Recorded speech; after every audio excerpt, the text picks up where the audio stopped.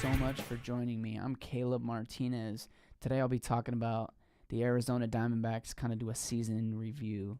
There were some high hopes for this team coming into 2018. Patrick Corbin got it started on opening day with a win, and they started off great. By the end of April, they were 20-8, and they had won their first 9 series to start the year as well, which was a major talking point at the time. But going into May, they hit a little bit of a rough patch with some injuries. They lost Taijuan Walker for the year. Robbie Ray had gotten hurt and was out for a while. A.J. Pollock, of course. And on May 1st, they were in first place by 6 games in the division. But by the 21st, they had lost it completely. So they had a rough month of May. They went 8-19. And then their star player, Paul Goldschmidt, was hitting 198 at one time. So he was struggling a bit. They bounced back a little bit in June. Went 19-9. But in July and August, they played about 500 ball. They went 27-25 in those 2 months. And then they battled another injury. Jake Lamb was done for the year, which kind of set the table to acquire Eduardo Escobar, kind of slide him in at third base. The Diamondbacks were still right in the thick of things. On August 22nd, they were a season-high 15 games over 500. But then September happened. The bullpen, of course, gave up those 2 walk-offs to the Dodgers, which kind of set a bad tone for the month of September. The Diamondbacks went 8-19 and pretty much were in a free fall the whole month. They ended up 9 games out of first place by the time the season ended. They finished 82-80. They also fired their hitting coach, Dave Magadan. But there were some positives that the Diamondbacks could take from this year. Nick Ahmed, their shortstop, who was pretty much known for his glove prior to the season, had some pretty good offensive production. Hit 16 home runs, drove in 70 runs. David Peralta as well. He hit the 30 home run milestone. Also contributed with 87 RBIs.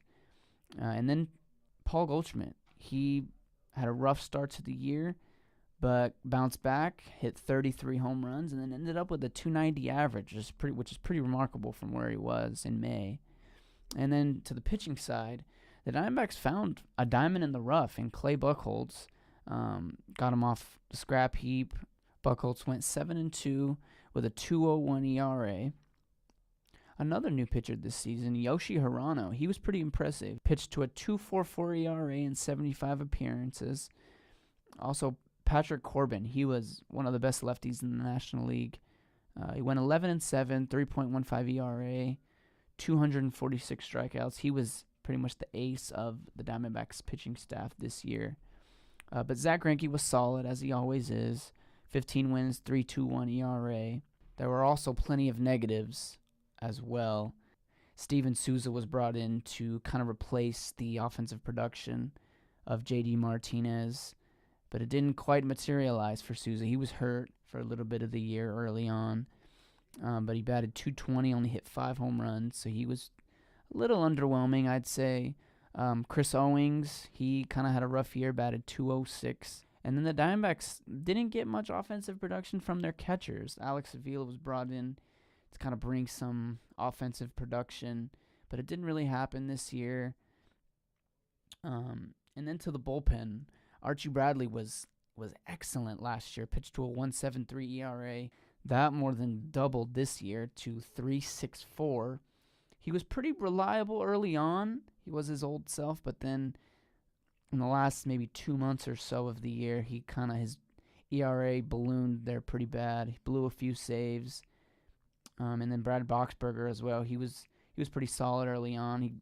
32 saves on the year, looks pretty good, but his ERA 4.39 was also pretty inflated after some rough outings to end the year. But going into next season, the Diamondbacks have some decisions to make. Of course, Patrick Corbin is a free agent. A.J. Pollock, who was hurt for a while this year, he'll be a free agent as well. Paul Goldschmidt is entering the final year of his deal, so the Diamondbacks need to revisit that. And Zach Greinke, he still got his big deal on the books as well. And then the Diamondbacks are going to need a new hitting coach. Their offense was pretty subpar all year, had some trouble scoring runs, so they need to get that figured out as well.